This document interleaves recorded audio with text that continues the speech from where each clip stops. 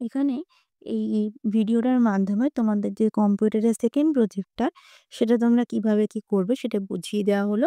তাই অডিও এবং ভিডিওটা ভালো করে শোনো।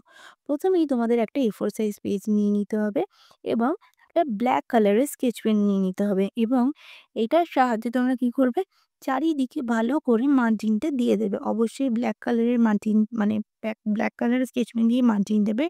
অন্য কোনো কালার কিন্তু তোমরা এখানে ইউজ করবে না। পুরো প্রজেক্টের মধ্যেই তোমরা অন্য কোনো কালার ইউজ করবে না। তারপর তোমরা স্কেলের সাহায্যে ভালো করে দেখো, এখানে আমি 23 সেন্টিমিটারের একটা লম্বা মানে চওড়ায় একটা লাইন টেনেছি আর 5 সেন্টিমিটারের লম্বায় একটা লাইন টেনেছি 2 সাইডে। মানে কি একটা আয়তক্ষেত্রকর আমাদের কিন্তু করতে হবে এখানে। উপরের চওড়াটা কত করলাম 23 আর নিচে এই লম্বায় কত করলাম 5। এইবারে বক্সটাকে আমরা ভাগ করব। ১ম এ দেখো আমি কি ১৫ ভাগে মানে ১৫ সেন্টিমিটার ভাগ করেছি। তারপর ওখানে একটু গ্যাপ দিয়ে দুটো করে একটা লাইন টেনে নেবে। তারপর ভাগ করবে ৩ সেন্টিমিটার আর তারপর যেটুকু পড়ে যাবে সেইটুকু। আচ্ছা, এবারে তোমাদের কি করতে হবে? এখানে দেখো ১৫ সেন্টিমিটার আরেকবার দেখিয়ে দিলাম আর এটা ৩ সেন্টিমিটার আর এখানে ওই 4.5 সেন্টিমিটার। এবারে লাইনগুলোকে আমরা টেনে নেব। দেখো দুটো লাইনের মাঝখানে গ্যাপ আছে। ওই গ্যাপগুলোতে কিন্তু আমরা কিছু করব না। ওটা হলো ভাগ। ৩ টে ভাগে আমরা কিবোর্ডটা ভাগ করেছি। এবার দেখো লম্বায় আমি কি করেছি? ৫ মানে ৫ সেন্টিমিটার, ওটা ৪ ভাগে ভাগ করে নিয়েছি। দেখো ১ সেন্টিমিটার, তারপর ২ সেন্টিমিটার, তারপর ৩, তারপর ৪ এইভাবে ভাগ করে নিয়েছি। তারপর লাইনটা আমরা ভালো করে টেনে নেব। এখানে দেখো সম্পূর্ণ লাইনটা কিন্তু তোমরা সব জায়গায় টেনে দেবে না। এখানে দেখো গ্যাপ রেখেছি। আবার এখানটায় গ্যাপ রেখেছি। আবার দেখো পরের লাইনটা পুরোটাই টানতে হবে। এখানে দেখো ছোট করে এইটুকু আর এটা পুরো লাইনটা। তোমরা পরে বুঝতে পারবে কেন এই গ্যাপগুলো দেওয়া হচ্ছে। এখানে একটুখানি গ্যাপ দিয়ে দিয়েছি। আমার লাইনটা এখানে ব্যাকা হয়েছে, তোমরা একটু স্ট্রেট করে টানবে। আচ্ছা, উপরে দেখো আমি কি করছি, ১ সেন্টিমিটার, ১ সেন্টিমিটার করে ভাগ করে নিয়েছি। ১৫ যে ভাগ করেছিলাম সেটা ১ সেন্টিমিটার, ১ সেন্টিমিটার করে ভাগ করে আমরা দাগগুলো দিয়ে নিচ্ছি। কারণ ওইগুলোতেও আমাদের লাইন টানতে হবে। এবারে দেখো ওই লাইনগুলোকে আমরা সুন্দর করে টেনে নেব। সুন্দর করে টেনে নিচ্ছি। সব জায়গাটা টানবো না। এই দেখো এখানটা ফাঁকা রেখেছি। আবার এই জায়গাটাতেও আমরা সম্পূর্ণ টানবো না। এই যে, এই জায়গাটা একটু ফাঁক রাখতে হবে আর এই যে।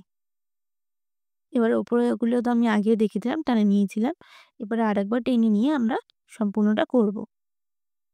দেখো এখানটা আমি গ্যাপ দিলাম আর এই জায়গাটা আমি লাইনটা টেনে নিলাম। তাহলে এটা কি হলো, আমার এন্টার কি।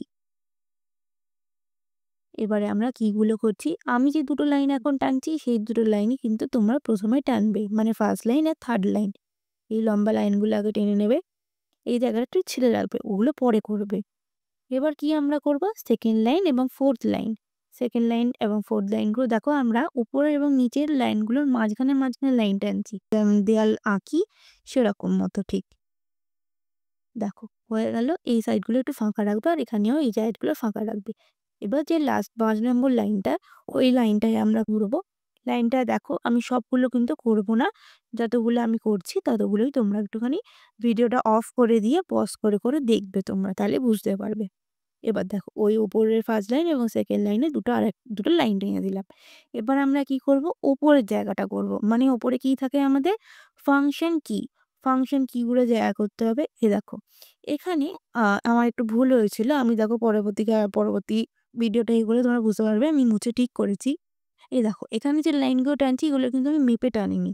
তোমরা অবশ্যই, আমি ১ম এই বললাম কিবোর্ড কিন্তু মেপেই করতে হবে। নাহলে কিন্তু হবে না। এবার দেখো, তোমরা ভিডিওটা দেখো তাহলে বুঝতে পারবে যে এখানে আমি ভুলটা কি করেছি।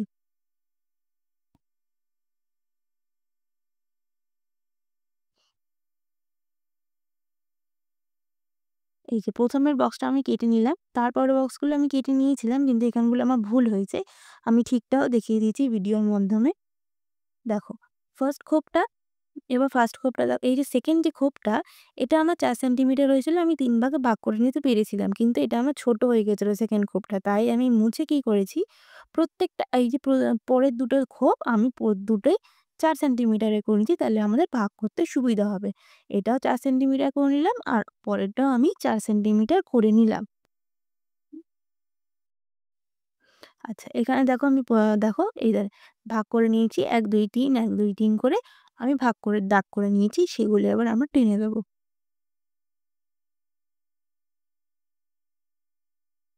এখানেও টেনে দিলাম, এখানে ২ টা ভাগ করেছিলাম, শেষ দুটো টেনে দিলাম। আচ্ছা, এবারে আমরা চারদিকে এগুলো হয়ে গেলে আমাদের কিবোর্ডের যে মেইন কি গুলো সেগুলো আমাদের হয়ে গেছে। এবারে যে বাইরের যে বর্ডার লাইনটা যেটা কিবোর্ড পুরোপুরি বোঝাবে সেই লাইনটা আমরা টেনে নিলাম। তোমরা একটু স্ট্রেট করে টেনো। আসলে আমি ক্যামেরা দেখে অনেকটা আঁকতে হয়েছে তো তাই জন্য লাইনগুলো অনেক বেঁকে গেছে। তোমরা আস্তে, আস্তে ধীরে, ধীরে করো, লাইনগুলো একটু স্ট্রেট করো।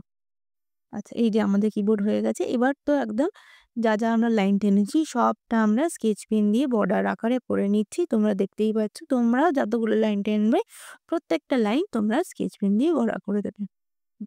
স্কেচ পেন বা ব্লাক কালারের যে মোটা কালিগুলো সেগুলো দিয়ে ভালো করে চারিদিকে বর্ডার করে দেবে।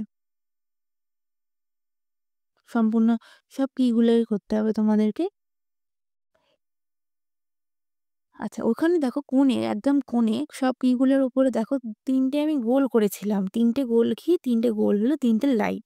ওই লাইট ৩ টে কিন্তু তোমরা অনেকেই খেয়াল করেছো হয়তো কিবোর্ডের একদম কোণে ওরকম ৩ টে লাইট থাকে। ওখানে আমরা ক্যাপস লক অন করলেও লাইটটা জ্বলে। এরকম অনেকগুলো কি অন করলে ওখানে লাইট দেখা যায়। তাই জন্য ওই লাইটগুলোও আমরা গোল করে নিয়েছিলাম। এখানেই দেখো আমার বর্ডার করা শেষও হয়ে এসছে। এই জায়গাগুলো আমি মুছে দিলাম। এগুলো আমার কি এর লাগবে না। তাই জন্য আমি মুছে দিচ্ছি। আচ্ছা, এবার দেখো লাইটগুলোও করে দিলাম। পুরো আমাদের হয়ে গেল। এবারে তো আসল কাজ। তোমাদের এই ভিডিওটা এখানটা দেখে কিন্তু তোমরা একদম কিবোর্ডের ভেতরে তোমরা লিখতে যাবে না। তাহলে কিন্তু সব গুলিয়ে যাবে। আমাকে লিখতে হয়েছে বলে আমি তাড়াতাড়ি করে দিয়েছি। ফাস্ট করে দিয়েছি ভিডিওটা। দেখো এখানে আমি লিখে ফেলছি যে কোন কিগুলো কি বলে। এরপরে আমি ছবি দিয়ে দেবো। তোমরা ছবি দেখে কিন্তু লিখবে। নাহলে কিন্তু সব গুলিয়ে যাবে। আমার ছবিটা দেখে পরপর লাইন ওয়াইজ একদম আমি যেরকম করে লিখছি দেখো পুরো পরপর লাইন ওয়াইজ তোমরা লিখতে থাকবে।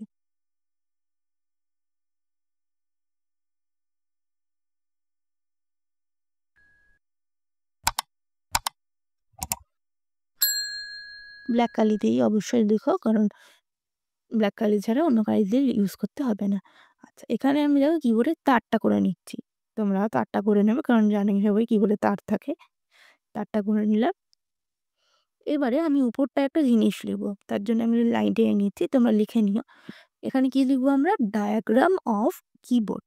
এখানে দেখো ডায়াগ্রাম অফ কিবোর্ড লিখে নিলাম। তারপর আমরা কি নরমালি স্কেচ পেন দিয়ে বুলিয়ে নিচ্ছি। নিয়ে বাদবাকি যে লাইনগুলো আছে সেগুলো ইরেজ করে দিলাম। অ্যান্ড এটা একটা ডেকোরেশনের জন্য আমি এইরকম একটা ক্লাউডের মতো করে দিয়েছি। তোমরা এরকম একটা বক্স করে দিতে পারো। কোনো অসুবিধা নেই বা ক্লাউডের মতো করতে পারো। এরপর তোমরা পরের পাতাটা ঠিক ওই আঁকাটার ঠিক পরের পাতায় কি করবে? কি লিখবে? School name, class, section, roll এবং সেকেন্ড কম্পিউটার প্রজেক্ট। আমি এখানে আবার স্টিল করে ছবিটা দিয়ে দিলাম। তোমরা দেখে এইগুলো কিন্তু পরের পাতায় অবশ্যই ফিল করো। আর এখানে আমি ছবিটা দিয়ে দিলাম ভিডিওর শেষে। তোমরা ভিডিওটা পজ করেও দেখতে পারো। এছাড়াও তোমাদেরকে আমি ছবিটা পাঠিয়ে দেবো। তোমরা এই করেই কিন্তু কম্পিউটারের প্রজেক্ট যেটা সেটা কিন্তু ফিনিশ করবে এবং কোনো এক্সট্রা কোনো কালার মার্জিন ছাড়া, মার্জিনটা বলেই দিলাম তোমাদের ব্লু যে কালারটা ওটাই করবে। এছাড়া অন্য কোনো কালার তোমরা কিন্তু এখানে ইউজ করবে না।